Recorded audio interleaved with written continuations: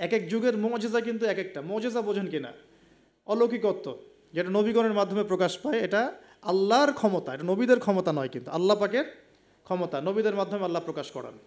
আল্লাহ পাক এই জামানাতেও আল্লাহ পাকের অলিদের মাধ্যমে ক্ষমতা প্রকাশ করাতে পারেন। আল্লাহ পাক এখনও ক্যাপেবল এটার জন্য। তো সেরকম মানুষ হতে হবে আগে, সেরকম মানুষ তো হতে হবে। অনেক আল্লাহর বান্দা আছেন, দেখবেন আপনার জন্য দোয়া করছে, আপনার সমস্যা দূর হয়ে গেছে, হয়নি? এমন হয় তো আল্লাহ পাক, এটা তার ক্ষমতা না, ক্ষমতা কার? আল্লাহ পাকের। এখন ওই সময়কার মুজিজা ছিল কিন্তু কুষ্ঠ রোগীকে ভালো করে দেয়া, মনে আছে? অন্ধত্ব দূর করে দেয়া, এবং মৃত ব্যক্তিকে জীবিত করেছেন ঈসা আলাইহিস সালাম আল্লাহর হুকুমে, মনে আছে? যে যুগের মুজিজা, মানে যে যুগটা যে বিষয়ে বেশি বৈচিত্র্যময় ছিল, ওই যুগে আল্লাহ পাক ওই মুজিজাই দিয়েছেন। যেমন সুলাইমান আলাইহিস সালামের সময় জিনদের খুব দাপট ছিল, বুঝছেন? তো সুলাইমান আলাইহিস সালামের সময় জিনদের দাপটটা বেশি ছিল। আল্লাহ পাক জিনদের উপর সুলাইমান আলাইহিস সালামকে কন্ট্রোল দিয়ে দিয়েছেন। ওই যে বাতাসে তার সিংহাসন ফ্লাই করতে শুরু করলো, তার আংটির মধ্যে আল্লাহ পাক ক্ষমতা দিয়ে দিলেন। জিনদেরকে যে কাজ করতে বলতো সেই কাজ জিনরা করতে বাধ্য হতো, মনে আছে ঘটনা? আচ্ছা, আবার মুসা আলাইহিস সালামের সময় জাদুবিদ্যার চর্চা হতো, জাদুবিদ্যার চর্চা, এই চর্চা কিন্তু এখনও হয়, এখনও জাদুবিদ্যার চর্চা হয়, ব্ল্যাক ম্যাজিকের চর্চা এখনও হয়।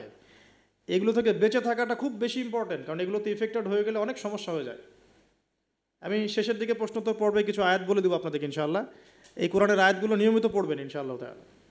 তো ওই সময় আল্লাহ পাক মুসা আলাইহিস সালামকে লাঠি দিয়ে জাদুবিদ্যার বিপরীতে মোজেজা দেখিয়েছেন, মানে যখন যেটা তার বিপরীতে সেই মোজেজা, বুঝতে পারছেন? নবী সাল্লাল্লাহু আলাইহি ওয়াসাল্লামের যুগে কবি সাহিত্যের যুগ চলছে, একদম কাব্য সাহিত্য নিয়ে তারা খুব গর্ব করত। আল্লাহ পাক কোরআন নাজিল করলেন, সব সাহিত্য ধসে গেল, এটা কোরআনের মোজেজা। আবার ঈসা আলাইহিস সালামের সময় চিকিৎসা বিজ্ঞানের খুব জয় জয়কার চলছিল আর কি। চিকিৎসা শাস্ত্র নিয়ে মানুষের অনেক বেশি মানে আগ্রহ ছিল, যেটা এটা দিয়ে এটা হয়, এটা দিয়ে এটা হয়। আল্লাহ পাক তখন এমন মর্যাদা দিয়েছেন যে মৃত মানুষকে জীবিত করে দেখিয়ে দিয়েছেন। তো এই দুই ব্যক্তিকে ওই নাজ্জার হাবিব বিন ইসরাইল, সে ব্যক্তি বলছে যে আমাদেরকে কোনো মর্যাদা দেখাতে পারো কিনা। এখন সে বলছে ঠিক আছে, মর্যাদা দেখাতে পারবো ইনশাআল্লাহ। আমার এই সন্তান, আমার এই ছেলে দীর্ঘদিন থেকে চোখে অসুখে ভুগছে, এক চোখ নষ্ট হয়ে যাচ্ছে, তুমি শেফা দিতে পারবে কিনা আল্লাহর হুকুমে। আল্লাহ পাকের দরবারে তারা সেজদায় পড়ে গেলেন, আল্লাহর কাছে সাহায্য চাইলেন, তার চোখে হাত বুলালেন, আলহামদুলিল্লাহ চোখ ভালো হয়ে গেল। এগুলো কিন্তু কোনো গাল গল্প নয়। এবার হাবিবে নাজ্জার, তার কিন্তু বিশ্বাস হয়ে গেল, হ্যাঁ এটা তাওহীদের ফসল, এটা তাওহীদের ফসল। এবার তিনি দেনান সাক্ষ্য দিলেন যে আশহাদু আল্লা ইলাহা ইল্লাল্লাহ ওয়া আন্না মুহাম্মাদান, তখন ছিল না, তখন ছিল কি ঈসা রূহুল্লাহ ওয়া আবদুহু, এরকম একটা কালিমা ছিল তখন, ঠিক আছে? তো তিনি মুসলমান হয়ে যেটা করলেন, ওই জনপদের থেকে নির্জনতা অবলম্বন করা শুরু করলেন। তিনি মুসলমান হয়ে কিন্তু জনপদের ভিতর ঢুকে পড়েন নাই, প্রথমে একটু নির্জনতা অবলম্বন করা শুরু করলেন, কারণ সমাজের সবাই কিন্তু মুশরিক। এখন ওখানে যদি আপনি সরাসরি ঢুকে যান, ঢুকায় আপনি এখন যদি জোরে জোরে তাকবীর দেওয়া শুরু করেন, তাহলে তো রিমান্ড হবে আর কি। তো তিনি নিজেকে একটু সেফ করে একা একা ইবাদত করা শুরু করলেন। এখানে আমাদের শিক্ষা আছে কিন্তু। আমি এই হাবিবে নাজ্জারের ঘটনা, ওই তৎকালীন সময়কার ওই আন্তাকিয়া শহরের শিরক, এগুলোর সাথে আপনি বর্তমান বিশ্বকে মেলাতে পারবেন। এখনকার বিশ্বের অবস্থাও কিন্তু মোটামুটি এরকমই। অনেক আলোচনা আমি আগে করেছি বিগত লেকচারগুলোতে, যে এই ওয়ার্ল্ডের প্রতিটা ডিপার্টমেন্টেই শিরক আছে, একদম এডুকেশন থেকে শুরু করে, শিক্ষা থেকে শুরু করে পলিটিক্স পর্যন্ত সবখানেই শিরক আছে। কোনো জায়গায় শিরক বাদ নাই। ইকোনমিক্সেও শিরক আছে, সামাজিক কালচারে শিরক আছে, আমাদের চিন্তা দর্শনে শিরক আছে, আমাদের মিডিয়ার মধ্যে শিরক আছে, আমাদের বুদ্ধিজীবীদের মধ্যে শিরক আছে, আমাদের রাজনীতিবিদদের মধ্যে শিরক আছে, আমাদের ধর্ম নেতাদের মধ্যেও শিরক আছে কোনো কোনো জায়গায়, আছে না? আছে। যদি আপনি ভালো করে খিজিরের মতো দেখতে শেখেন, আপনি বুঝতে পারবেন এই ওয়ার্ল্ডটা শিরকের আন্ডারে আছে। আর সামনে আসবে বড় শিরক, মাসিহুদ দাজ্জাল, সামনে মানুষ দেখবে এগুলো। এখন এই অবস্থায় হাবিবে নাজ্জার শহরে ঢুকে দাওয়াতি কাজ শুরু করেন নাই, একা একা তিনি নিজেকে তৈরি করেছেন। আগে তাসকি, আধ্যাত্মিকতা অর্জন করার চেষ্টা করেছেন, ইবাদত বাড়িয়েছেন। এদিকে ওই দুজন রাসূল তারা শহরে প্রবেশ করলেন, বেশ কিছু সময় তারা মানুষকে দাওয়াত দেওয়ার চেষ্টা করলেন, কিন্তু মানুষ ইসলাম কবুল করছে না। ঠিক মক্কার অবস্থার মতোই। এই সূরাটা কোথায় নাজিল হয়েছে? মক্কায়। কোথায়? এই সূরা কিন্তু মদিনায় নাজিল হয় নাই। তাহলে এই সূরার মধ্য দিয়ে আল্লাহ পাক রাসূল সাল্লাল্লাহু আলাইহি ওয়াসাল্লামকে শিক্ষা দিচ্ছেন, সাহাবীদেরকেও শিক্ষা দিচ্ছেন। ঠিক মাক্কি পরিবেশের মতোই তৎকালীন পরিবেশটা ছিল। আর মাক্কি পরিবেশ মানে, আমি অনেক দিন আগে বলেছি, মাক্কি পরিবেশ মানে শিরক, মাক্কি পরিবেশ মানে সুদ, রিবা, মাক্কি পরিবেশ মানে হচ্ছে মাদক, মাক্কি পরিবেশ মানে জেনা, ব্যভিচার, মেয়েদের মানহানি আর গোত্রীয় হানাহানি, এগুলো মক্কা। মক্কা মানে এইগুলো যেটা এখনকার ওয়ার্ল্ডে চলছে। আপনি যদি ছোট ছোট সেন্সে চিন্তা করেন না, তাহলে আমাদের সোসাইটিটাও মাক্কি। ছোট সেন্সে চিন্তা করেন, এখানে শিরক দিয়ে ভর্তি, রিবা সুদ দিয়ে ভর্তি, মাদক দিয়ে ভর্তি, মেয়েদের যে জেনা, ব্যভিচার, পর্নোগ্রাফি, এগুলো দিয়ে ভর্তি। আর কি, গোত্রীয় হানাহানি তো আছেই, এটা এখন পলিটিক্যাল হানাহানিতে রূপ নিয়েছে। কোনো কোনো জায়গায় ধর্মীয় হানাহানি হচ্ছে, মসজিদে মসজিদে ভাগাভাগি হচ্ছে। আছে, মক্কার আদর্শ কিন্তু এখনও সমাজের মধ্যে আছে। খালি দার্শনিক দৃষ্টিভঙ্গিতে দেখতে শিখুন, একটু একটু খিদিরের মতো দেখতে শিখুন। এখন দেখুন, এই দুজন রাসূল দাওয়াত দেওয়ার পর, দীর্ঘদিন দাওয়াত দেওয়ার পরে যখন মানুষ ইসলাম কবুল করছে না, তখন তারা প্রকাশ্যে মানে আল্লাহু আকবার, তাকবীর এটা দেওয়া শুরু করেছিলেন। যখনই বের হতেন তার তাকবীর দিতেন, আল্লাহু আকবার, আল্লাহু আকবার, আল্লাহু আকবার, লা ইলাহা ইল্লাল্লাহ, লা ইলাহা ইল্লাল্লাহ, এভাবে প্রকাশ্য দাওয়াত দেওয়া শুরু করলেন। ঠিক আব্দুল্লাহ বিন মাসউদ রাদিয়াল্লাহু আনহুর মতো। নবী সাল্লাল্লাহু আলাইহি ওয়াসাল্লাম একদিন বললেন যে, কে আছো, কুরাইশদেরকে কোরআন শোনাতে পারো? তারা তো কোরআন শুনতেই চায় না, কোরআন বললেই কানে আঙ্গুল ঢুকায় দেয়। হ্যাঁ, কোরআন বললেই তারা কাপড় দিয়ে মাথা আবৃত করে, এগুলো কোরআনে আছে কিন্তু। তখন আব্দুল্লাহ বিন মাসউদ, সুবহানাল্লাহ, রুয়াইয়াল গানাম বলা হতো তাকে, মানুষ তাচ্ছিল্য করতো, মানুষ তাকে তাচ্ছিল্য করতো। তার পা ছিল সরু, মানে চিকন সরু, পা দেখে আবু জেহেল হাসাহাসি করতো, সুবহানাল্লাহ। আর ওই পায়ের নিচেই আবু জেহেলের মৌত আল্লাহ লিখেছিলেন, সুবহানাল্লাহ। ওই পা দিয়ে তার আবু জেহেলের বুকের উপর পাড়া দিয়ে তিনি তাকে গর্দান কেটেছেন বদরের মাঠে।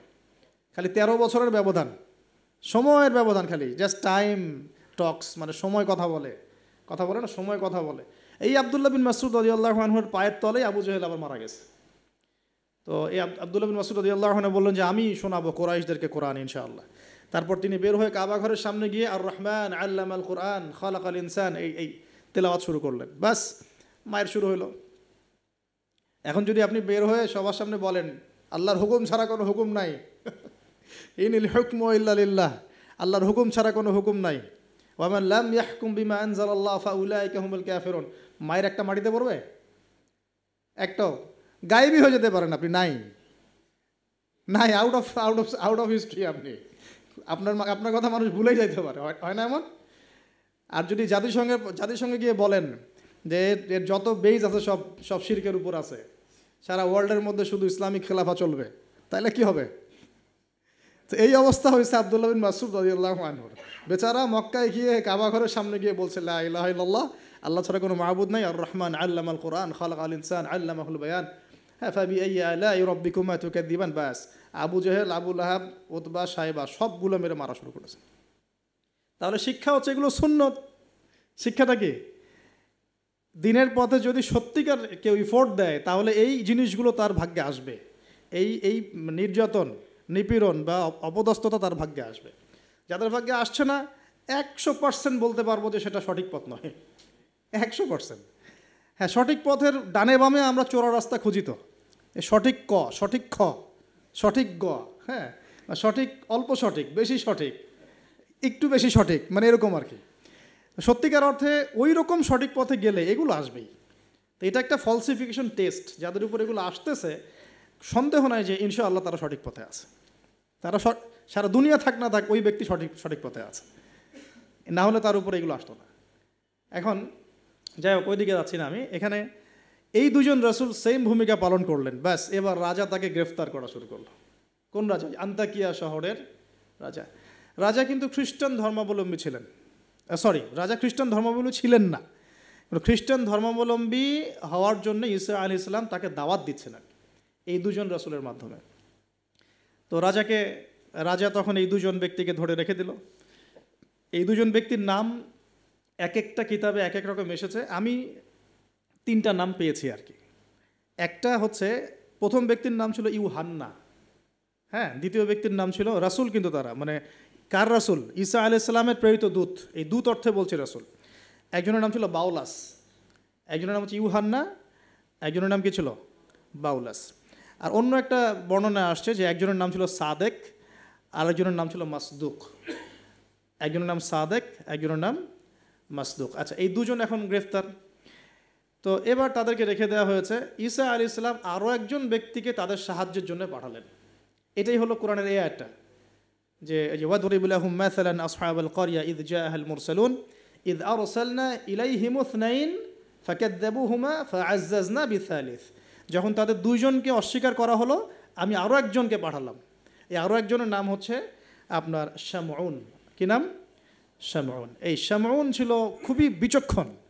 এখান থেকে আমাদের শিক্ষা আছে একটা, যারা দাওয়াতি কাজ করতে চান, দিন নিয়ে চলতে চান, দিন প্রচার করতে চান, বা দিন নিয়ে বড় স্বপ্ন দেখেন, এই শামউনের মধ্যে শিক্ষা আছে। কীরকম শিক্ষা? এই শামউন গিয়ে সরাসরি তাদেরকে বলল না যে আমি ও দুজনকে বাঁচাতে আসছি, বরং শামউন নিজের পরিচয় গোপন করে ফেলছে। শামউন নিজের পরিচয় গোপন করে সে অর্ডিনারি মানুষের রূপে সমাজে মেলামেশা শুরু করলো। সে মোটামুটি একটা ছদ্মবেশ ধারণ করেছে আর কি, এবং আস্তে আস্তে আস্তে আস্তে রাজার ঘনিষ্ঠ মানুষদের সাথে তার একটা সম্পর্ক তৈরি হয়েছে। এমনও বহু মানুষ কিন্তু এখন সমাজের মধ্যে আছে না? সরাসরি ইমান জানান দিতে পারে না, কিন্তু ভিতরে ভিতরে ইসলামকে সমর্থন করে, আছে না? আমাদের প্রতিটা ডিপার্টমেন্টে এমন ভাই বোন আছে কিন্তু, যারা ইসলামকে মন থেকে সাপোর্ট করে, কিন্তু হয়তো চাকরির ভয়, এইটার ভয় মানে এক্সপোজ করতে পারে না। তো প্রথমত সে সেভাবে নিজেকে গুটিয়ে নিল। এক পর্যায়ে রাজার কাছে তার নাম ছড়িয়ে পড়লো। সে একদিকে তাদের সাথে মেশে, আরেকদিকে সে আল্লাহর কাছে দোয়া করে, নামাজ পড়ে, সেজদা করে। সে কিন্তু একজন আধ্যাত্মিক গুণে গুণান্বিত মানুষ। এক পর্যায়ে রাজার দৃষ্টি আকর্ষিত হলো তার প্রতি। ওই যে ইউসুফ আলাইহিস সালামের প্রতি রাজার দৃষ্টি আকর্ষিত হয়েছিল না? স্বপ্নের ব্যাখ্যা কেউ দিতে পারে না, ইউসুফ দিয়ে দিলেন। 7 বছর দুর্ভিক্ষ হবে, ওকে আমার কাছে নিয়ে আসো, ওকে আমার কাছে নিয়ে আসো, আমি তাকে আমার নিকটস্থ কাছের মানুষ বানিয়ে দিব। তো রাজা বা শাসক যদি সৎ হন, মনের মধ্যে যদি সততা থাকে না, তিনি খুঁজে বের করতে পারবেন কার দ্বারা আসলে জাতির খেদমত হওয়া সম্ভব। এটা দায়িত্ব তাদের খুঁজে বের করা, যে কোন কোন মানুষদেরকে কাছে নিয়ে আসলে দেশের বা জাতির খেদমত হবে। এই সৎ সাহস তো সবাই দেখাতে পারে না এখন এই ব্যক্তি, এই রাজা মোটামুটি এদিক থেকে বিচক্ষণ ছিল। সে এই শামউনকে কাছাকাছি নিয়ে আসলো, নিয়ে এসে বলল যে তোমার সব কথাবার্তা আমার কাছে খুব ভালো মনে হয়, তোমার জ্ঞানতাত্ত্বিক কথাবার্তাগুলো তুমি বলো, এগুলো খুব ভালো মনে হয়, তো তুমি আমার কি উপকার করতে পারো? তো শামউন বলছে যে আমি শুনেছি যে আপনার জেলখানায় 2জন ব্যক্তি আছে। কোন 2জন? আগে 2জন গ্রেপ্তার। তো তাদের ব্যাপারে আপনার কি মন্তব্য? আমার মন্তব্য, আমি আসলে ভাবার সময় পাইনি তাদেরকে নিয়ে, রাজা খুব ব্যস্ত ছিল। তাকে আমার কাছে নিয়ে আসেন, আমি কিছু কথা বলতে চাই তাদের সাথে। শামউনের কথা শুনে রাজা নিয়ে আসলেন তাদের 2জনকে। এবার কৌশলে শামউন এই 2জন ব্যক্তির মধ্য দিয়ে রাজাকে দাওয়াত দিচ্ছে। শামউন কৌশলে এই 2 ব্যক্তির মাধ্যমে রাজাকে দাওয়াত দিচ্ছে। শামউন এদেরকে বলছে যে তোমরা কোন আল্লাহর ইবাদত করো, কোন আল্লাহর কথা বলছো, আমাদের এখানে তো এমন কোনো আল্লাহ নাই। তখন তারা আবার ব্যাখ্যা দিচ্ছে, আমরা সেই আল্লাহর কথা বলি যে আল্লাহ ছাড়া কোনো ইলাহ নাই, যিনি আসমান থেকে বৃষ্টি বর্ষণ করেন, যিনি মৃতকে জীবিত করেন, ইত্যাদি ইত্যাদি। তাওহীদের সব কথা তারা বলা শুরু করলেন, এবং রাজা কিন্তু শুনছে। শোনার মাধ্যমকে শামউন নিজে। তাহলে এখানে আমাদের শিক্ষা আছে না? তা আপনারা একটু ইসলামের পথে আসলেই সমাজ থেকে ডিসকানেক্টেড হতে চান কেন? সমাজের মধ্যেই থাকতে হবে। সমাজের মধ্যে থেকেই আপনি সমাজের ভিতর ইসলাম ছড়িয়ে দিবেন ইনশাআল্লাহ। ঠিক আছে? ইনশাআল্লাহ একদিন সমাজ পরিবর্তন হবে। আমরা যদি সমাজ থেকে ডিসকানেক্টেড হয়ে যাই, তাহলে তো সমাজ নষ্ট হয়ে যাবে। তো দেখুন, অনেক যুবক ছেলে আমাদেরকে বলে, ভাইয়া নামাজ পড়তাম না, এখন নামাজ পড়ি, এখন বিসিএস পরীক্ষা দিব না ভাবছি। কেন দিবেন না? ওর সাথে কী সম্পর্ক? ওর সাথে কী শত্রুতা? আপনি আরও বড় বড় পোস্টে যান, মানুষকে তাওহীদের দাওয়াত দেন, তাওহীদ প্রতিষ্ঠার চেষ্টা করেন। আল্লাহ হেফাজত করুন, আল্লাহ তৌফিক দান করুন। এখন এই শামউনের থ্রু দিয়ে এই 2 ব্যক্তি রাজাকে দাওয়াত দিলেন, মাশাআল্লাহ। এবার রাজা জিজ্ঞাসা করছে যে কোনো মোজেজা আছে না, কোনো অলৌকিকত্ব দেখাতে পারবে?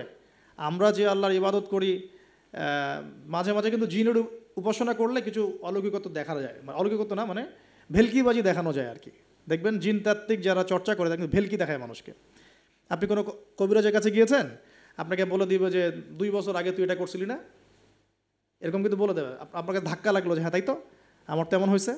আসলে ও যে জিনের উপাসনা করে, ওই জিন আপনার যে কারিন আছে এর সাথে কানেকশন ফিক্স করে আর কি। কারণ আপনার জিন ফিউচার জানে না, কিন্তু আপনার জিন তো আপনার হিস্ট্রি জানে।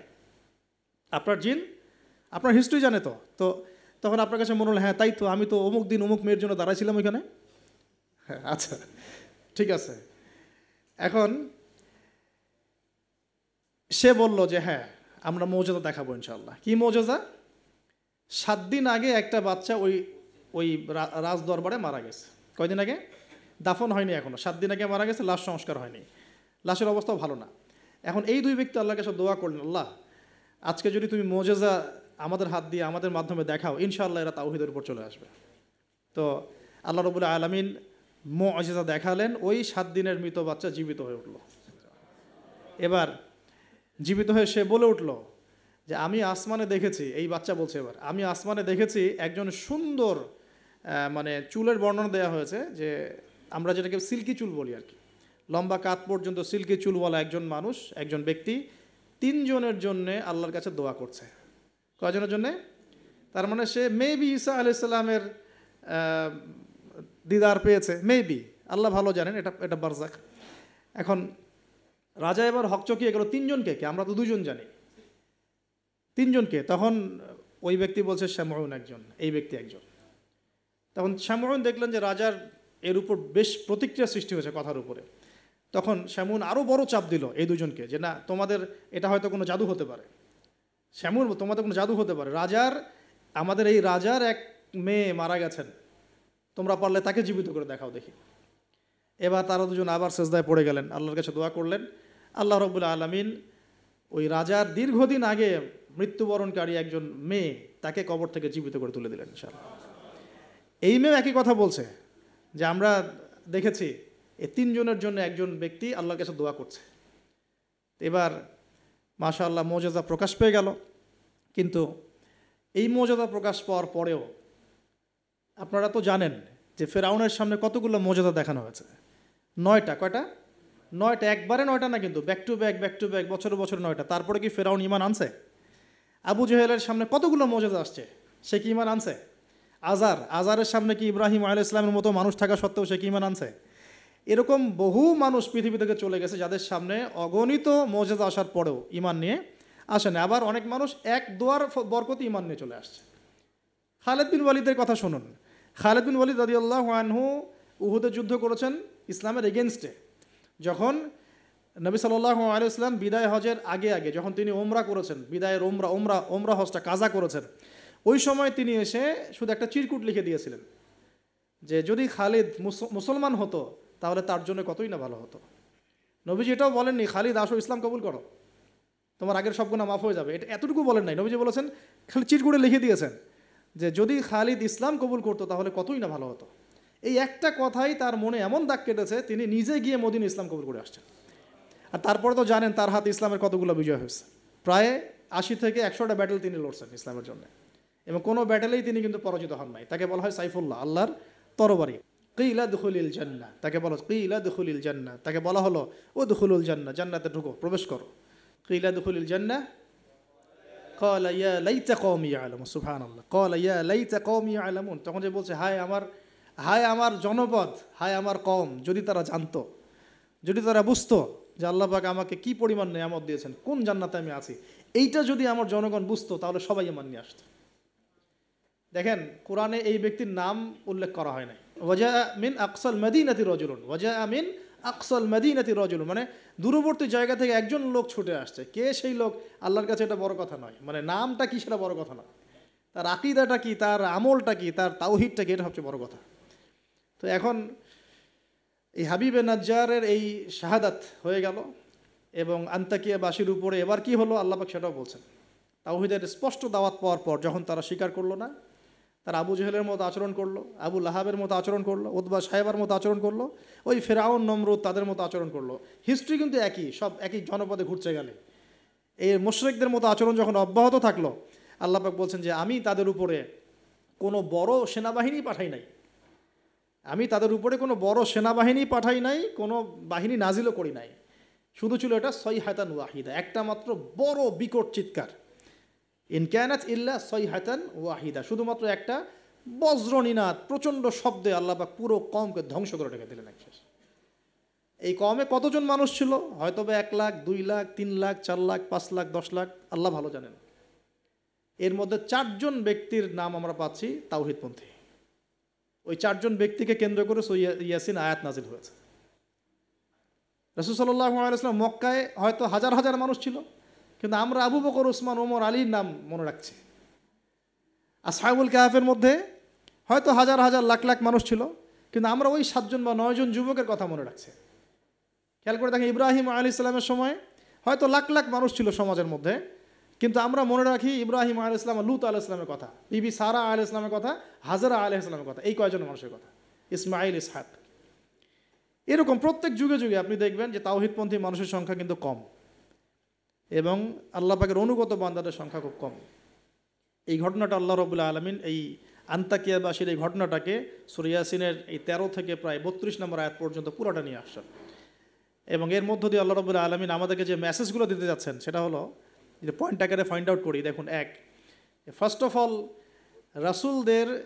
রাসূলদের কাজ যারা করবেন, মানে রাসূলের কাজ মানে কি, দাওয়াতি কাজ, তাবলীগের কাজ, মানুষকে তাওহীদের প্রচার করবেন, দিনের ফিকির করবেন, দিন নিয়ে দিন প্রতিষ্ঠার স্বপ্ন দেখবেন, তাদেরকে সর্বপ্রথম আগে তাওহীদপন্থী হতে হবে।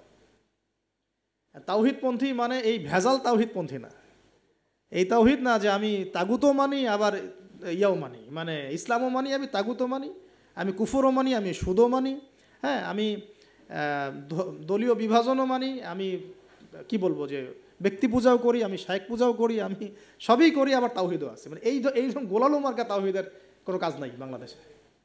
যদি বাংলাদেশে আমরা ইসলাম নিয়ে বড় স্বপ্ন দেখি, তাহলে আগে তাওহীদের ডেফিনেশন শিখতে হবে। তাওহীদ কাকে বলে? লা ইলাহা ইল্লাল্লাহ মানে আল্লাহ ছাড়া কিছুই নাই, এই কথা স্পষ্ট করে আমাদের বলার মতো সৎসাহস থাকা উচিত এবং বলার মতো যোগ্যতা থাকা উচিত। মানুষকে বোঝানোর ক্ষমতা থাকা উচিত যে লা ইলাহা ইল্লাল্লাহ মানে কি। মানে আমি কালিমা পড়েছি, এদিকে আমি কবরও সেজদা করব? আমি কালিমা পড়েছি লা ইলাহা ইল্লাল্লাহ, এখন আমি কি মানে মৃত মানুষের কাছে পূজা করতে পারি? আমি কি লা ইলাহা ইল্লাল্লাহ বলার পরে আল্লাহ পাক ছাড়া অন্য কারো বিধানের সামনে দাসত্ব করতে পারি? এই জিনিসগুলো আমাদের স্পষ্ট করে বোঝা উচিত আগে। তাওহীদের উপর থাকা এবং তাওহীদ বোঝায়, তাওহীদের দাওয়াত মানুষকে দেওয়া। আপনারা কিতাবুত তাওহীদ, শিরক কি ও কেন, এই টাইপের অনেকগুলো বই পাবেন বাজারে, এগুলো পড়লেও তাওহীদ সম্পর্কে অনেক কিছু জানতে পারবেন ইনশাআল্লাহ। আর সব তাওহীদ একসাথে এস্টাবলিশ করা যায় না, ধাপ থাকে। ব্যক্তি পর্যায়গুলো আগে আমরা সংশোধন করব, আমাদের পরিবারটাকে সংশোধন করার চেষ্টা করব ইনশাআল্লাহ। আস্তে আস্তে আমরা তাওহীদের দাওয়াত মানুষকে দিব। আল্লাহ পাক যখন কবুল করবেন দেখবেন ইনশাআল্লাহ তাআলা, শুধুমাত্র আমরা আমাদের সমাজ কেন, আখিরুজ্জামানের হাদিসগুলো বলছে যে ইসলাম পুরো বিশ্বের প্রতিটা ঘরে প্রবেশ করবে ইনশাআল্লাহ। একটা কাঁচা ঘর বাকি থাকবে না, একটা পাকা ঘরও বাকি থাকবে না, এমনটাই হাদিস এসেছে। একটা কাঁচা ঘরও বাকি থাকবে না, একটা পাকা ঘরও বাকি থাকবে না, যেখানে লা ইলাহা ইল্লাল্লাহ প্রবেশ করবে না। এটা হবে ফিউচার, ওয়ার্ল্ডের ফিউচার এইটা। যত ফিউচারের কথাই মানুষ বলুক না কেন, ভিশন 2030, 2040, 2050, হ্যাঁ, ভিশন কবলাল কিয়ামা, মানে ভিশন ইমামুল মাহদি আর ভিশন ঈসা আলাইহিস সালাম হচ্ছে যে পৃথিবীর প্রতিটা ঘরেই তাওহীদের কালিমা লা ইলাহা ইল্লাল্লাহ প্রবেশ না করে আল্লাহ পাক কিয়ামত দিবেন ইনশাআল্লাহ। এটা হলো আল্লাহ পাকের হুকুম, হয়ে গেছে, কুদিয়াল আমর, লেখা হয়ে গেছে এটা। এখন আমরা আগে, তাহলে আমাদের দায়িত্ব কি ভাই? আগে তাওহীদ শিখতে হবে। এখন তাওহীদ তো একা একা শেখা যায় না, স্পেশালি আপনারা যারা জেনারেল ব্যাকগ্রাউন্ড থেকে আসছেন, সবাই তো আর একা একা পড়ে কেউ আলেম হয়ে যেতে পারবো না, পারবেন? অতএব এখানে দৃষ্টিভঙ্গি আগে প্রশস্ত রেখে ওলামায়ে কেরামের দ্বারস্থ হওয়া নাকি। ওলামায়ে কেরামের দ্বারস্থ হওয়ার সময় সাম্প্রদায়িক হয়ে যাবেন না, যে আমি এই আকীদা ফলো করি, এই মানহাজ ফলো করি, এই মাযহাব ফলো করি, বাস ইনাদেরকেই ধরে বসে থাকবো আর কারো কাছে যাব না। এই চিন্তাটাও ঠিক না, কারণ জ্ঞান কিন্তু সবার কাছেই আছে, জ্ঞান সবার কাছেই আছে। আপনি যদি বলেন যে আমি হানাফি মাযহাবের সব মানি আলহামদুলিল্লাহ, আমি শাফিঈ মাযহাবের সব মানি আলহামদুলিল্লাহ, আহমদ বিন হাম্বল রাহিমাহুল্লাহকে শ্রদ্ধা করি, তার জ্ঞান আমি নিব ইনশাআল্লাহ, ইমাম মালিক রাহিমাহুল্লাহকে শ্রদ্ধা করি, তার জ্ঞান নিব, আপনি অনেক বেশি জ্ঞান পাবেন, অনেক বেশি জ্ঞান পাবেন।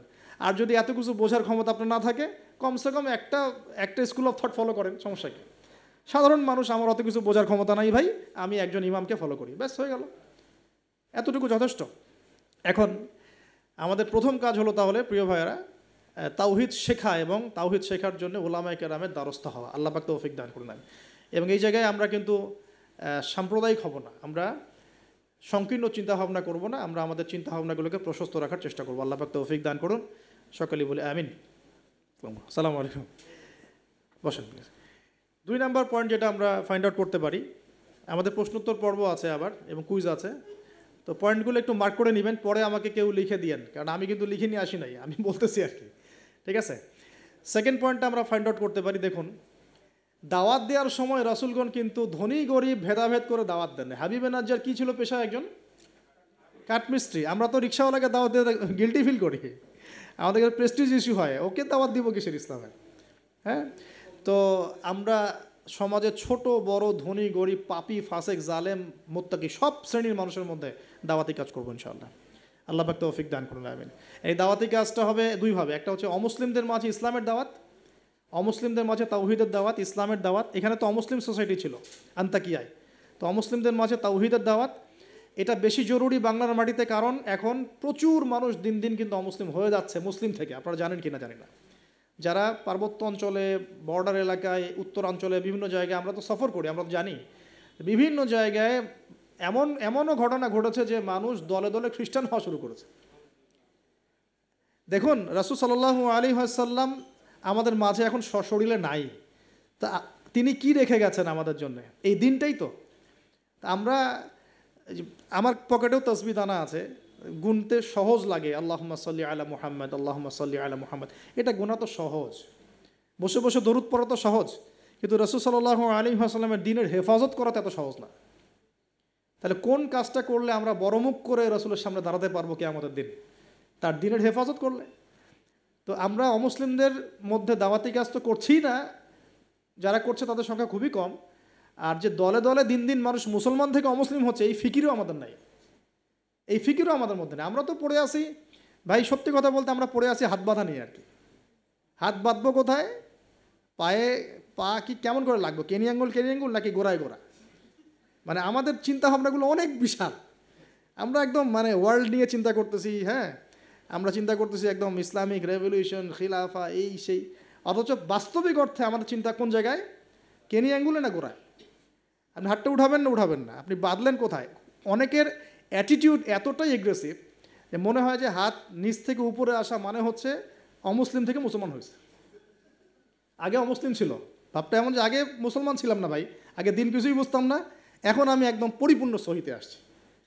তার মানে আগে আপনি সহিতে ছিলেন না। তো যারা এখন যে কোনো একটা মাযহাব ফলো করে, যেমন হাম্বলি মাযহাব ফলো করে মিডল ইস্টের মানুষরা, তারা বেশিরভাগই হাম্বলি মাযহাব ফলো করে। মালাকি মাযহাব ফলো করে দেখেন আফ্রিকান কন্টিনেন্টের মানুষরা। ইন্দোনেশিয়ার ওদিকে যাবেন, মালয়েশিয়া, ওখানে দেখবেন শাফঈ মাযহাব প্রচুর। এই সাবকন্টিনেন্টের মধ্যে হানাফি মাযহাবের প্রচলনটা বেশি। তার মানে কি এরা কেউই হকের উপর নাই? এই থটসটা আমরা কোথায় পেলাম? হ্যাঁ, এমন হতে পারে যে কিছু কিছু কাজ বা আমল মাযহাবের নামে চলছে, যেটা হয়তো কোরআন সুন্নাহ সমর্থন করছে না, সেক্ষেত্রে আমরা ওটা সংশোধন করবো, অবশ্যই করবো, কেন করবো না? তো আমরা আমাদের দৃষ্টিভঙ্গিটা একটু বড় করি, এইটাই ইসলাম নয়। এখান থেকে এখানে আসলাম মানে ইসলাম একদম আমার পরিপূর্ণ ঢুকে গেছে, বিষয়টা এমন নয়। আমাদের বড় চিন্তা করতে হবে। তাওহীদ, দিন দিন তাওহীদ বাংলার মাটি থেকে মানুষ শুষে নিচ্ছে। তাওহীদ তো শুষে নেওয়া হচ্ছে অনেক আগ থেকেই, তাওহীদ তো পানির মতো শুষে নেওয়া হচ্ছে অনেক আগ থেকেই। ব্যক্তিগত জীবনে হয়তো আমি সুন্নতের আমল করছি, ব্যক্তিগত জীবনে আমি তাসবিহ তাহলিল করছি, জিকির আজগার করছি, তাহাজ্জুদ পড়ছি, সত্যিকার অর্থে কি এটাই ইসলাম? ইসলাম বলতে এতটুকুই বোঝায়? তো এই জিনিসগুলো আমাদের একটু বড় করে ভাবা উচিত। আর ইখতিলাফি মাসআলাগুলোকে নিয়ে এত এত বেশি আর আল্লাহর রাস্তায় ঝগড়া করেন না। অলরেডি মসজিদ ভাগ হতে হতে হতে হতে আমরা মানে এমন একটা সময় ছিল যখন সবাই বলতো যে এইগুলা বাতিল, এইটাই হক। নাম বলছি না আমি, XYZ এগুলো বাতিল, এইটা হচ্ছে হক। তো পরে দেখা গেলো হকের মধ্যে হক, হক ক, হক খ, হক গ, হক ঘ, এগুলো শুরু হয়েছে এখন। আর আপনি কোথায় যাবেন? তো এখানে একটা ভালো দৃষ্টিভঙ্গি এরকম যে আমরা সবার প্রতি শ্রদ্ধা রাখতে পারি, আমরা সবার মতাদর্শের প্রতি শ্রদ্ধা রাখতে পারি তো কমসে কম, যে হ্যাঁ ওই ভাইয়ের কাছে কিছু দলিল আছে, আমার কাছেও আছে, তার দলিলটা কতটুকু অথেন্টিক, আমারটা কতটুকু অথেন্টিক না, এই গভীরে ঢোকার মতো জ্ঞান তো আমাকে অর্জন করতে হবে। আমি দু চারটা বই পড়ে কী বা শিখে ফেললাম? এমন দু চারটা বই পড়ে আমি কী বা শিখে ফেললাম? আর যে রেফারেন্সগুলো দেয়া আছে বইয়ের নিচে, ওই রেফারেন্সগুলো ঘাটার মতো যোগ্যতা আমার হয়েছে কিনা। মনে করেন একটা বই পড়ছেন, নিচে আপনার একদম সব বুখারি মুসলিম লেখা, তো এই বুখারি মুসলিমের ভিতরে ঢোকার যোগ্যতাটা কি আপনার হয়েছে কিনা, বা ওইটার উসুল আপনি বোঝেন কিনা, ওই হাদিসটা সত্যি সত্যি ওই মাসআলা সাবিত করে কিনা এটা আপনি বোঝেন কিনা, ওই হাদিসটাকে নিয়ে ওই দলিলটাকে নিয়ে আপনি কি অন্য কোনো মুহাক্কিক আলেমের কাছে গিয়েছেন কিনা, তাদের জবাবটা শুনেছেন কিনা। আমরা অনেক ছোট জায়গায় আছি ভাই। আমি একটু খোলামেলা কথা বলছি, আমরা এখন অনেক ছোট পরিসরে চিন্তা করছি। ইসলামের এগেনস্টে যারা কাজ করছে ওরা অনেক বড় করে চিন্তা করছে, ওরা দিন দিন মানুষকে অমুসলিম বানাচ্ছে। আপনি একটু সফর করেন, আল্লাহ পাক তো বলেছেন সফর করো, জমিনে ঘোরো, দেখো দেখো দিনের ফানজুর কাইফা কানা আকিবাতুল মুকাদ্দিবিন, আল্লাহ পাক ঘুরতে বলেছেন, দেখতে বলেছেন। সফর করে দেখতে থাকেন যে কি অবস্থা চলছে। আমরা বিশ্বাস করেন মানে আমরা ঢাকায় যে বাসা থাকি, ওই বাসার সামনে যে গলি, ভাড়া বাসা আমাদের, আমরা প্রায় দেখি যে 10 জন 20 জন ছেলে পেলে আড্ডা মারে গোল গোল করে। তো প্রথমে ভাবলাম যে মেয়েটে দেখে হয়তো, ছেলেরা তো এগুলোই করে না। পরে দেখলাম ওই 5 মিনিটের মধ্যে একজন গাজা বানায় ফেললো, আর 4-5 জন টানে টেনে শেষ। অ্যান্ড আমি যে চোখে দেখলাম, আমি বড় জোরকে ধমক দিলাম একটা, যদি কালকে দেখি কান ফাটায় ভালো। আমি গতকালকে কথা বলছি এরকম। তো এখন আমি তো আর কিছু করতে পারবো না। আল্লাহ পাক যদি আমাকে ক্ষমতা দিতেন, আমি তখন অ্যাকশন নিতে পারতাম। এই হলো যুব সমাজের অবস্থা। এদের বয়স 15 থেকে 20 বছরও না।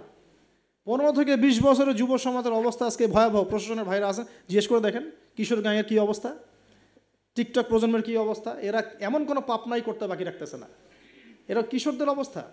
আমাদের বাচ্চাদের অবস্থা দেখেন, স্কুল কলেজে তারা পড়ছে, ছোটো ছোটো বাচ্চারা, সব তো ডিভাইস এডিক্টেড, ডিভাইস, সারাদিন ডিভাইস নেই। ওর তো মাথার মধ্যে, ওর মাথার যে মানে এনার্জিটা, যে সেলগুলো ডেভেলপই হতে দেয়নি আমরা। ও যে পরিবারে বড় হচ্ছে, পরিবারের স্বামী স্ত্রীর মধ্যে সুসম্পর্ক নাই, হৃদ্যতাপূর্ণ কোনো পরিবেশে দেখছে না। হ্যাঁ, ওর খাওয়ার ঠিক নাই, ও মানে শারীরিক কসরত নাই। হ্যাঁ, খালি একটা সার্টিফিকেটকে আমরা সব মনে করছি। 10টা 5টা প্রাইভেট পড়তেছে, মনে করছে আমি আমার ছেলেকে মানুষ করে ফেলাইলাম। ইসলামের তো কোনো ফিকিরই নাই, কোরআন পড়তে জানে না, নামাজ দূরের কথা, অজু করতে পারে না। আমি হার্ডলাইনে কথা বলছি, নামাজ দূরের কথা, অজুই করতে পারে না। ঠিকমতো অজু করতে হয় কীভাবে জিজ্ঞাসা করেন, অজুর ফরজ করে জিজ্ঞাসা করেন, ওকে বলতে পারে কিনা। এই বয়সের মেয়েদের অবস্থা দেখেন। এই বয়সের মেয়েগুলো যারা ঘুরে বেড়ায়, তারা মনে করে ওয়ার্ল্ডে এরা ছাড়া কেউই নাই, দুনিয়াটাই ওদের। হ্যাঁ, চুল ঠিক করতে হলেও করবে, না করতে হলেও করবে। ওর কাজই একটা, চুল ঠিক করা, সারাদিন চুল ঠিক করতে থাকবে। হ্যাঁ, মানে বাসায় যত মেকআপ সব একদিনে মেখে বের হয়ে যাবে। মানে মানুষকে দেখাতে হবে, আমাকে মানুষ দেখুক, সুন্দর বলুক। এদেরকে টার্গেট করেছে কিছু বাণিজ্যিক লোকজন। ওরা শিখিয়েছে এদেরকে, তুমি সুন্দর না, তোমাকে সুন্দর হতে হবে। ব্যাস, স্নো পাউডার শুরু হলো তারপর থেকে। ওকে আগে বুঝাইছে, মাথার মধ্যে ঢুকাইছে, তুমি সুন্দর না, তোমাকে আরও সুন্দর হতে হবে।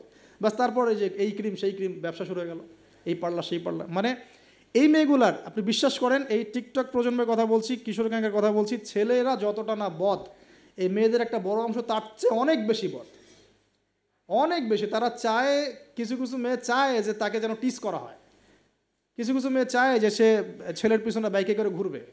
এখন রাতের বেলা বা অন্য কোনো সময় যদি এই ছেলে 4-5টা মিলে এখন এই মেয়েটাকে রেপ করে ফেলায়, এখানে কি সম্পূর্ণ দোষ শুধুমাত্র ছেলেটারই?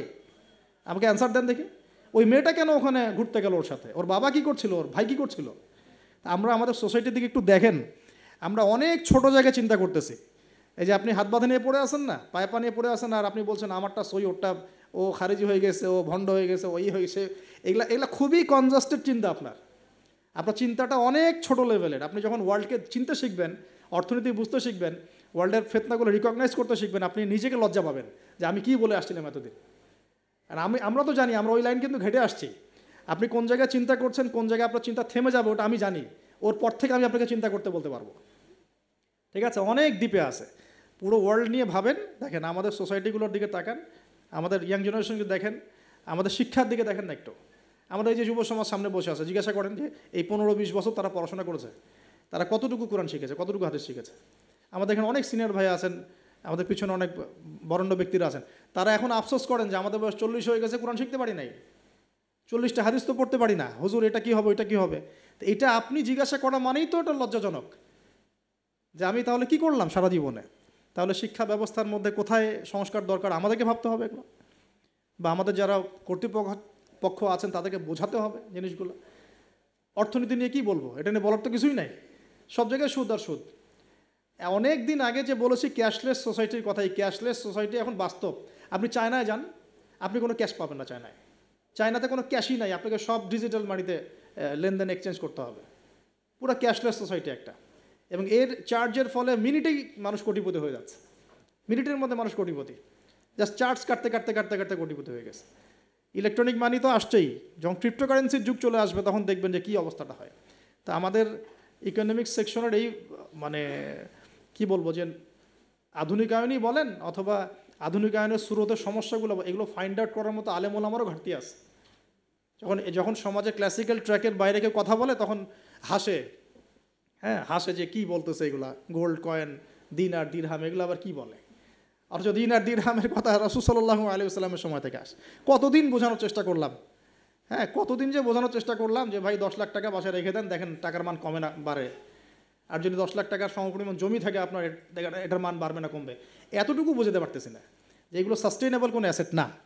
কারেন্সি ছিল গোল্ড দিনার এবং সিলভার দিরহাম, তো এখন সেটা নাই ভালো কথা, কিন্তু আমাদেরকে তো বুঝতে হবে যে আমাদের ফিউচার কী। ইউসুফ আলাইহিস-সালামের ফিউচার, ইউসুফ আলাইহিস-সালাম যেভাবে তার জাতিকে 7 বছরের একটা মানে গোল নিয়ে সামনে গিয়েছিলেন যে আমরা মূল্যবান সম্পদগুলো করি, মানে সংরক্ষণ করি, যখন দুর্ভিক্ষ সময় আসবে তখন আমরা বাঁচতে পারবো। এর ফলশ্রুতিতে মিশরের লক্ষ লক্ষ মানুষ বেঁচে গেছে। তা আমাদের সেই ফিকির কোথায়? তো আমি একটা পয়েন্ট থেকে এতদূর চলে আসছি যে আমরা অনেক ক্ষুদ্র জায়গায় চিন্তা করছি।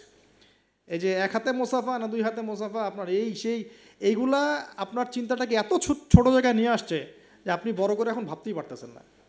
আর আমাদের দরকার, যদি আমরা সত্যি কথা বলছি, যদি আমরা চাই যে আমাদের সমাজ, দেশ এবং জাতি আগামীতে অনেক বেশি সমৃদ্ধি অর্জন করুক, আমাদের ক্রিটিক্যাল থিঙ্কার্স দরকার। আমাদের দরকার ক্রিটিক্যাল থিঙ্কার্স, যারা চিন্তা করতে পারে, ওয়ার্ল্ড নিয়ে ভাবতে পারে, মানে ইসলামটাকে ওয়ার্ল্ডের সাথে মিশাতে পারে। ইসলাম একদিকে পড়ে থাকবে আর ওয়ার্ল্ড একদিকে চলে যাবে, তাহলে তো হইল না কিছু। দেখেন ওই সময় লাত উজ্জা মানাত শিরক এগুলো বলতেন, লাত উজ্জা মানাতের মূর্তি পূজা শিরক এগুলো বলতেন সাহাবীরা। এই যুগে যদি আবু বকর ওমর রাদিয়াল্লাহু আনহু আসতেন, তারা কি ওই কথাই বলতেন? এই যুগের শিরকগুলোকে ফাইন্ড আউট করতেন? বলেন তো দেখি। নিঃসন্দেহে তারা এই যুগের সাথে আপডেটেড থাকতেন। তা আমাদেরকে এই যুগের সাথে আপডেটেড থাকতে হবে। তো আল্লাহ পাক আমাদেরকে তৌফিক দান করুন, আমিন। তো হ্যাঁ, শেষ করতেছি।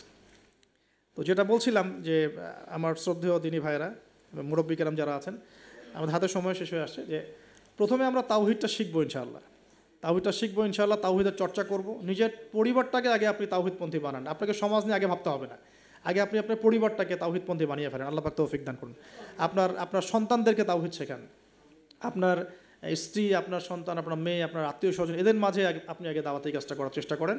আল্লাহ পাক তৌফিক এনায়েত করুন। এবং এটা একা একা শেখা যাবে না। আমি বলছি যে দিনই ইলম অর্জন করব, অবশ্যই মুহাক্কিক আলেম খুঁজব।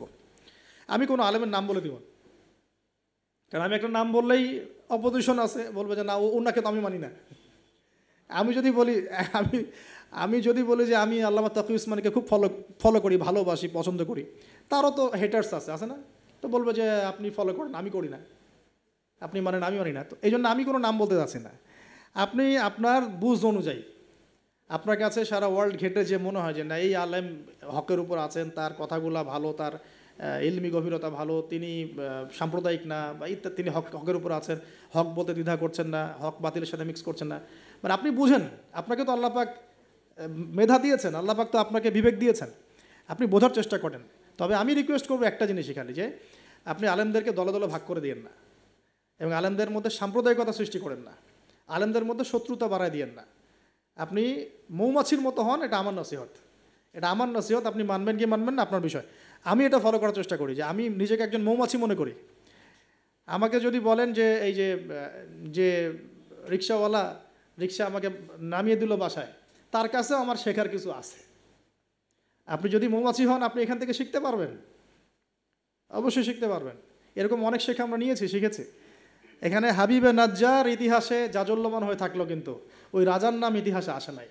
একজন কাঠমিস্ত্রির নাম ইতিহাসে জাজল্যমান হয়ে থাকলো। হাবিবে নাজ্জারকে আল্লাহ পাক বললেন যে উদখুলুল জান্নাহ, জান্নাতে ঢোকো। সে বলছে ইয়া লাইতা কওমি ইয়ালামুন, হায় আমার কওম যদি জানতো জান্নাত কত সুন্দর জায়গা। অতএব প্রিয় ভাইরা, মৌমাছি হয়ে যান, যেখানে হক পাবেন, ভালো ভালো দিনী ইলম পাবেন, আপনি সেটা নেওয়ার চেষ্টা করেন। পরে আস্তে আস্তে যখন আপনার ম্যাচুরিটি বাড়তে থাকবে, আপনি বুঝবেন যে আসলে কোনটা হকের সবচেয়ে বেশি কাছাকাছি। আপনি ধরেন মেডিকেল সায়েন্স পড়েছেন, ইঞ্জিনিয়ারিং পড়েছেন, এখন আপনি বোঝেন না যে ক্লাস 8, 9, 10-এ কোন জায়গায় গ্যাপ ছিল? বুঝতে পারি না আমরা? এভাবে আস্তে আস্তে গ্র্যাজুয়ালি আপনি যেতে থাকেন, এক পর্যায়ে আল্লাহই আপনাকে সেই এলেম, প্রজ্ঞা, হিকমা দিবে। আপনি চূড়ান্ত লেভেলে বুঝতে পারবেন যে হ্যাঁ এইটা ঠিক আছে, এখানে থাকলে কোনো সমস্যা নেই অ্যাটলিস্ট। আর বাংলাদেশে যত হকপন্থী ওলামায়ে কেরাম আছেন, হোক সালাফি ঘরানার বা হানাফি ঘরানার বা ইত্যাদি, হক সবার মধ্যেই আছে। তবে কিছু কিছু ব্যক্তি আছে, উভয় ঘরানারই কথা বলছি, কিছু কিছু ব্যক্তি যারা আমানতের সাথে খেয়ানত করছেন। ওই জিনিসটা বুঝতে হলে আপনাকে ওই লেভেলে যেতে হবে। আপাতত আপনি সব ওলামায়ে কেরামকে শ্রদ্ধা রাখেন, শ্রদ্ধা রেখে আপনি এলিম অর্জনের চেষ্টা করেন, যেটা আপনার কাছে পাচ্ছেন, আপনি আপনার শহরে পাচ্ছেন, আপনার কাছাকাছি পাচ্ছেন। আর একটা রিকোয়েস্ট করবো যে অনলাইনে আহলুল ফেসবুক ওয়াল ইউটিউব হয়ে যাবেন না। এই জামাত নিয়ে বড় সমস্যা। এটা একটা আবার জামাত বের হয়েছে, এই জামাত মানে আবার জামাত ইসলাম না, আবার যারা রেকর্ড করতেছেন এটা আবার দিয়ে দিন না, জামাতি কথা বলে আসছে। আমি বলেছি যে আহলুল ফেসবুক ওয়াল জামা, মানে এরা ফেসবুক আর ইউটিউব দেখে দিন শেখে। তো ফেসবুক ইউটিউব দেখে দিন শেখা যাবে না। ফেসবুক ইউটিউব দেখে আমরা মাঝে মাঝে কিছু তথ্য নিতে পারি, কিন্তু এই জগৎটা ইহুদি খ্রিস্টান দ্বারা নিয়ন্ত্রিত এবং একটা ফেতনার জগৎ। এখানে জিবরাইল আলাইহিস সালামকে চুবাই দেন, মানুষ তাকেও গালি দেওয়া শুরু করবে। হ্যাঁ, এখানে যে কোনো নবীকে নিয়ে আসেন, মানুষ তাকেও গালি দেওয়া শুরু করবে। এটা যে এত জঘন্য একটা জায়গা, এখানে কাউকে আর ভালো মানুষ রাখে নাই কেউ। যে কোনো আলেমের নাম বলেন, আমি তার ব্যাপারে 10টা খারাপ বের করে দিতে পারবো, আর আমার ব্যাপারে 11টা পারবো আর কি। ঠিক আছে, যে কোনো মানুষের কথা বলেন, কাউকে ভালো রাখে নাই। তো এইখান থেকে এলেম নেবেন না। এখান থেকে আপনি হয়তো কিছু তথ্য পাবেন, আবার তো সব তথ্য কিন্তু সঠিক না। এখানে রাতকে দিন বানানো যায়, দিনকে রাত বানানো যায়। ঠিক আছে, তো আপনি আলেমের দ্বারস্থ হবেন, তার কাছে যাবেন, সিলেবাস বলবেন যে আমি এই লেভেলে পড়েছি, আমার জেনারেল লাইনে এই পর্যন্ত পড়া হয়েছে, আমি এখন এই পড়াশোনা করছি, আমাকে একটা আমার মতো করে সিলেবাস করে দেন। দেখবেন আলেমরা কিন্তু একটা সিলেবাস আপনাকে আপনার লেভেলে করে দিবে আর কি। আমার লেভেলের সিলেবাস আপনার সিলেবাস এক হবে না, কিন্তু আমার লেভেলে যে সিলেবাস, আমাকে যে সিলেবাস করে দেওয়া হচ্ছে, সেটা কিন্তু আপনার মতো হবে না, আপনারটা আমার মতো হবে না। আপনাকে আমি যদি বলি, আপনাকে প্রথমে দেওয়া হবে কোরআন তেলাওয়াত শেখার ব্যাপার, নুরানি শিখবেন আপনি আগে, তারপর নাজেরা শিখবেন, তারপর আপনি হিপসে কিছু অংশ হিপস করবেন, তারপরে আরবি, যে এসো আরবি শিখি টাইপের বইগুলো আছে, এসো সরফ শিখি, এসো নাহু শিখি, এগুলো শিখবেন, ক্লাসিক্যাল অ্যারাবিক ল্যাঙ্গুয়েজ শিখবেন, তারপরে আপনি এবারত পড়ার যোগ্যতা অর্জন করবেন, দেন আপনি আস্তে আস্তে হাদিসের কিতাবগুলো মোতালা করবেন, এইভাবে যাবেন, সিরাত পড়বেন। কিন্তু সবার সিলেবাস তো একরকম হবে না। এই সিলেবাস ভিত্তিক পড়াশোনা না করলে বিক্ষিপ্ত পড়াশোনা, আজকে এই বই, কালকে ওই বই, কালকে সেই, একদম মাথাটা ম্যাসাকাট হয়ে যাবে। এই বিক্ষিপ্ত মাথা দিয়ে আপনি না কিছু চিন্তা করতে পারবেন, না সত্য মিথ্যা বুঝতে পারবেন। তখন আপনার মাথাটাকে যে কোনো দিকে নিয়ে যাওয়া সম্ভব। আমার মাথা এত সহজে যে কোনো দিকে নেওয়া সম্ভব হবে না ইনশাআল্লাহ, বিকজ আমি এগুলো সব ঘাটাঘাটি করেছি। এমন একটা কথা বললেই আমি ফট করে গ্রহণ করবো না, কিন্তু আমি কিন্তু বিষয়টাকে অনেক গভীরে গিয়ে যাচাই বাছাই করে তারপর সিদ্ধান্তে আসার চেষ্টা করব। কিন্তু যারা বিক্ষিপ্ত মানসিকতার, যে কোনো দিকে নেবেন, বাতাস ওই দিকে দৌড়ানো শুরু করবে আর কি। এবং বাংলাদেশে যে চরমপন্থার যে একটা ব্যাপার আছে না, চরমপন্থী একটা আকিদার ব্যাপার আছে, এইটা এই বিক্ষিপ্ত মানসিকতারই ফলশ্রুতিতে হয়েছে। তারা যদি কনস্ট্রাকটিভ সিলেবাসে পড়াশোনা করতো না, তাদের মানসিকতা এমন হতো না, কিন্তু উগ্র হতো না। তারা বুঝতো, সমাজ বুঝতো, রাষ্ট্র বুঝতো, বিশ্ব বুঝতো, ওইভাবে তারা ইসলামকে নিয়ে যাওয়ার চেষ্টা করতো। আল্লাহ পাক আমাদের সবাইকে এই বুঝগুলো অর্জন করার তৌফিক দান করুন। আমি আসলে অল্প সময়ে অনেক বেশি কথা বলতে চাই, হয়তো একটু এলোমেলো করে ফেলছি। তো তাওহীদের চর্চা, পরিবার সমাজ, আস্তে আস্তে আত্মীয়দের মধ্যে, এবং দিনী ইলম অর্জন, ওলামায়ে কেরামের সোহবত, এই কথাগুলো বেসিক কথা। এর পাশাপাশি আমরা বলবো যে দেখুন, এই প্রত্যেক যুগে যুগে আন্তাকিয়াবাসীর যে অবস্থা ছিল, প্রত্যেক যুগে যুগেও কিন্তু তাওহীদ আর শিরকের কনফ্লিক্ট এমনই ছিল। আপনি আবু জেহেলের যুগ বলেন, আবুল আহাবের যুগ বলেন, ওতবা সাহেবার যুগ বলেন, ফেরাউন নমরুদের যুগ বলেন, সেম হিস্ট্রি। এখন আমাদের ওয়ার্ল্ড অ্যাফেয়ার্সও সেম, আমাদের ওয়ার্ল্ডেও এইভাবেই চলছে।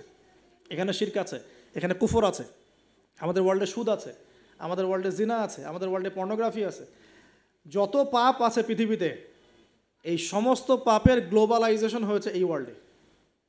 আমরা একটা ভয়ঙ্কর বিশ্বে বাস করি। আমাদের মতো ভয়ঙ্কর বিশ্বে মনে হয় যে ওই আবু জেহেলরাও থাকে নাই। বিশ্বাস করেন না এটা? আবু জেহেলের যুগে শিরক ছিল, এটা গ্লোবালাইজেশন ছিল না। আবু জেহেলের যুগে রিবা ছিল, কিন্তু ওটার গ্লোবালাইজেশন ছিল না, এত র্যাপিডলি মানে ফেতনা ছড়িয়ে পড়তো না। আমরা সবচেয়ে ফেতনাময় পরিবেশে বসবাস করছি। সামনে আরও ফেতনা আসবে, তারপর হয়তো বা আল্লাহ পাক কোনো একটা কিছু আনবেন ইনশাআল্লাহ তাআলা, কারণ রাতের পরে দিন আসবে, এটাই স্বাভাবিক। তো এখন এই ফিতনাগুলো পরিবেশে আমাদের কিভাবে আমরা চলবো? তাহলে ফার্স্ট অফ অল আমাদের ইলম অর্জন এক নাম্বার। তারপরে আমি বলবো যে আমাদের ইলম অনুযায়ী বেশি বেশি আমল দরকার, অনেক বেশি আমল দরকার, এবং অনেক বেশি আলেমদের সাথে সোহবত দরকার। এই সোহবতে আমাকে দিন শেখাবে, আমল উৎসাহিত করবে। একা একা না থাকা, কিছু দিনই ভাই মিলে অ্যাটলিস্ট একটা অ্যাসোসিয়েশন বা ফাউন্ডেশন বা কিছু একটা সোশ্যাল কোনো ওয়ার্ক, মানে এরকম কিছু নন পলিটিক্যাল, নন প্রফিটেবল, এগুলোর মধ্যে থাকা, তাহলে আপনি মানে একে অপরের সাথে মোজাকারা করে চলতে পারবেন। বা এগুলো করতে না পারলেও যে কোনো একটা বৃহত্তর জামা, যেমন যেটা ক্লাসিক্যাল ট্রেন্ড আছে, কেউ কওমির মধ্যে আছেন, কেউ তাবলিগে আছেন, কেউ সালাফিজমে আছেন, মানে একটা ঘরানা ফলো করে চলা, তাহলে আপনার কিছু দিনী ভাইয়ের সাথে আপনি মানে মিলেমিশে থাকতে পারবেন, আপনাকে ইসলাম সংশোধন করতে পারবে একজন আরেকজনের। আর এখানে বিভক্তি না বাড়ানো, ঐক্যবদ্ধ থাকতে গিয়ে আবার বিভক্ত বানায় দল ক্রিয়েট না করে ফেলা। মনে করেন আমরা একটা ফাউন্ডেশন করলাম, এই ফাউন্ডেশনটাকে একটা দল মনে করা, না মনে করা যে আমি আমারটাই সত্য মিথ্যা চূড়ান্ত মানদণ্ড, এরকম মনে না করা, বরং আপনাকে সবার সাথে মিউচুয়াল করে চলার চেষ্টা করতে হবে। মানে হকপন্থীদের কথা বলছি, হকপন্থীদের সাথে মিউচুয়াল করে চলার চেষ্টা করতে হবে। তো না হলে ওইটা আবার আরেকটা ফেরকা হয়ে যাবে আর কি। হক প্রতিষ্ঠা করতে গিয়ে নতুন একটা ফেরকার জন্ম দিয়ে ফেলেন না, যেটা হয়েছে বাংলাদেশে। বাংলাদেশে হক প্রতিষ্ঠা করতে গিয়ে মানুষ বহু ফেরকার জন্ম দিয়ে ফেলছে আর কি। এমন যে বললাম না, হক ক, হক খ, হক গ, হক ঘ, কেউ কারোর সাথে কারো আবার মিল নেই। হকের কয়ের আমির একজন, ক্ষয়ের আমির একজন, গয়ের একজন, ঘয়ের একজন। এইরকম হজবরল একটা হসপস অবস্থা হলো তো সমস্যা। তো একসাথে থাকবো। শোনেন, এই কথাটা খুব ভালো করে শোনেন, আব্দুল মালিক সাহেবের বই থেকে কথাটা বলছি। আমি অনেক শ্রদ্ধা করি। মতানৈক্য থাকবে, তার উপর ঐক্য হবে। মতানৈক্য আছে, ওই ভাই আমার ধরেন যে বাবরি চুল পছন্দ করে, আমি করি না। ওই ভাই মনে করেন যে কি বলবো, রফিল আদান করে, আমি করি না। ওই ভাই মনে করেন যে কি বলবো যে হ্যাঁ জোরে আমিন বলে, আমি আসতে বলি। মতানৈক্য তার সাথে আমার আছে, কিন্তু তারপরেও আমাকে একসাথে থাকতে হবে। এরকম অবস্থায় না আসতে পারলে আপনি বাংলাদেশ কেন, সারা ওয়ার্ল্ড অ্যাফেয়ার্স চিন্তা করে মুসলিমদের ঐক্যবদ্ধ কোনো প্ল্যাটফর্ম বা কোনো রকম রেভলিউশন এটা আসলে সম্ভব হবে না। বরং এই সুযোগগুলো কাজে লাগায় অমুসলিম যারা আছে, ইসলামের শত্রু যারা আছে, এরা আপনাকে আরও ডিভাইড অ্যান্ড রুল নিতে থাকবে। End of the day you will destroy it, you will destroy yourself, আপনি নিজেকে ধ্বংস করে ফেলাবেন আর কি। আর এরপরে আমাদের এখনকার করণীয় হচ্ছে ফিতনাগুলো রিকগনাইজ করা আগে, ফিতনাগুলো চিহ্নিত করতে শেখা যায়, কোন কোন জায়গায় কোন কোন ফিতনা আছে, তারপরে সেখান থেকে বাঁচার পদ্ধতিগুলো গ্রহণ করা। আর একটা কথা বারবার জোর দিয়ে বলছি আমি, ইলম অর্জনের কোনো বিকল্প নাই, প্রচুর পড়াশোনা করতে হবে। আল্লাহ পাক আমাদের সবাইকে প্রচুর পড়াশোনা করার তৌফিক দান করুন। মনে করেন এখন থেকে নিয়াত করেন যে ইনশাআল্লাহ আগামী 10 বছর আমরা ডানে বামে এত না দেখে পড়াশোনাই করতে থাকবো ইনশাআল্লাহ। খালি পড়াশোনা করতে থাকেন। আপনাকে এখন রাষ্ট্রের দায়িত্ব নেওয়ার দরকার নেই আপনার। আপনি পড়াশোনা করেন, দিনই ইলম অর্জন করেন, প্রচুর পড়াশোনা করেন, করে আপনি ডিনামাইট হন ভিতর থেকে, ঠিক আছে? ইনশাআল্লাহ আপনার আমার যদি যোগ্যতা থাকে, আল্লাহ যদি আমাদের মধ্যে কবুল মানে ইসলাহ দেখেন, সংশোধন দেখেন, মানে খালেস নিয়াত দেখেন, হ্যাঁ খুলুসিয়াত দেখেন, আল্লাহ পাক চাইলে আপনাকে অন্ধকার থেকে তুলে রাষ্ট্রের নেতা বানাইতে পারেন না? ওই যে জেলখানার কূপ থেকে তুলে ইউসুফ আলাইহিস সালামকে রাষ্ট্রের দায়িত্ব দেওয়া হয় নাই? এই দায়িত্ব কে দিয়েছে? আল্লাহ পাক দিয়েছে। তো এটার যোগ্যতা, পড়াশোনা করুন, প্রচুর ইলম অর্জন করার চেষ্টা করি। আল্লাহ পাক তৌফিক এনায়েত করুন, আমিন। এর সাথে আমলটা বাড়াই, ওলামায়ে কেরামের সোহবত এবং তাসকিয়া মানে আত্মশুদ্ধি। ডেইলি আমরা যে কাজগুলো করি এর মধ্যে দোয়া থাকবে, জিকির থাকবে, হ্যাঁ তাসবিহ তাহলিল থাকবে, কোরআন তেলাওয়াত থাকবে। কোরআন তেলাওয়াত মিস দিয়ে না, প্রত্যেক দিন কমপক্ষে 1 ঘন্টা কোরআন তেলাওয়াত করেন, বা 1 ঘন্টা না পড়ে 1 পারা কোরআন তেলাওয়াত করেন। 1 পারা টার্গেট নেন যে আমি পার ডে 1 পারা করে কোরআন তেলাওয়াত করব।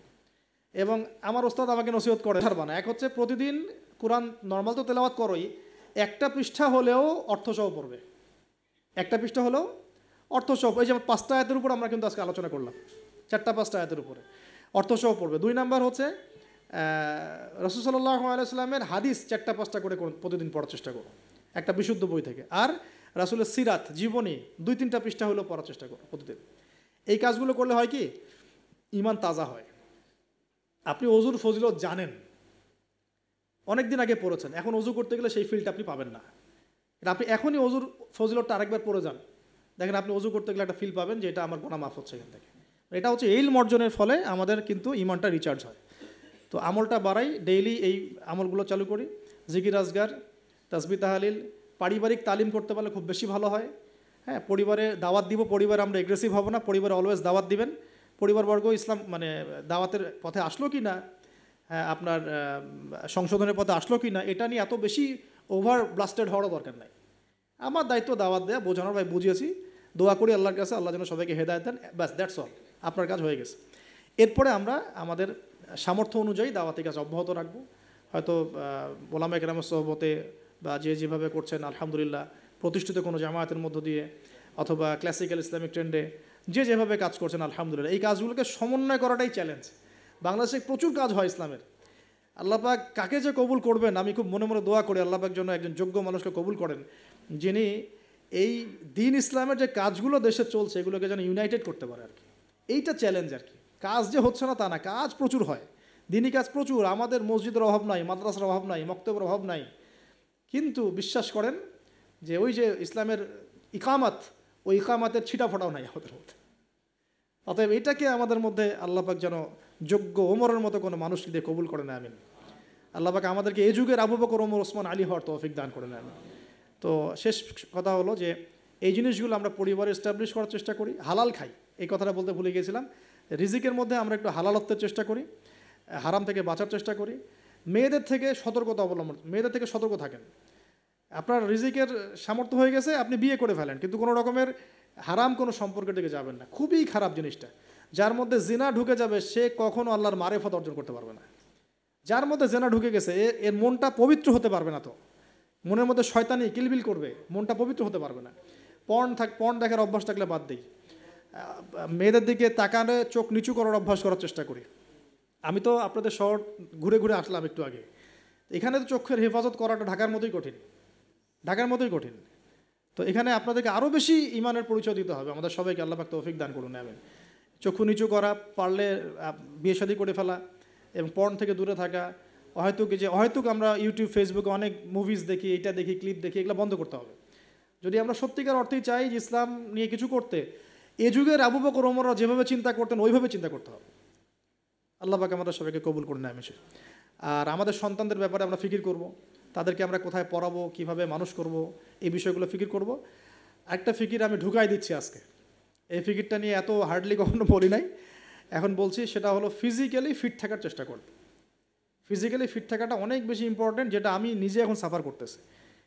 এই যে মাহফিল টাহফিল, এগুলো ঘুম হয় না, খাওয়া ঠিক নাই, জার্নি এই করতে করতে মানে দেখা যাচ্ছে যে আমরাও ফিজিক্যালি অনেক সময় এই বয়সেও দুর্বল হয়ে যাচ্ছি, মানে ইফোর্ট দিতে পারছি না, ইত্যাদি ইত্যাদি। অথচ রোজা রেখে আমি নিজে, আমার মনে আছে, রোজা রেখে আমি 2 বেলা 2টা ম্যাচ খেলেছিলাম। কি টার্গেট ছিল, তামিম ইকবাল হব। কি একটা অবস্থা। হ্যাঁ, এবং আলহামদুলিল্লাহ অল্প সময় অনেক দূর গিয়েছি। আল্লাহ পাক ওই হিস্ট্রিটা মিটিয়ে দিয়েছেন, আমি শুকরিয়া আদায় করি আল্লাহর কাছে। কিন্তু এখন কিন্তু আপনি সেটা আমি পারছি না। আমি এখন আমাদের বাসায় যে রানিং মেশিনগুলো আছে, এগুলোতে দেখা যায় 20-30 মিনিট দৌড়ালে আমি হাঁপায় যাচ্ছি। আমার এখনও মনে আছে যে আমি একটা রংপুর যে ক্রিকেট গার্ডেন একটা ইয়াস আশরাফুল্লাহ ওই সময় খেলতো, ওইখানে আমরা 10 রাউন্ড দিয়েছি, 10 রাউন্ড।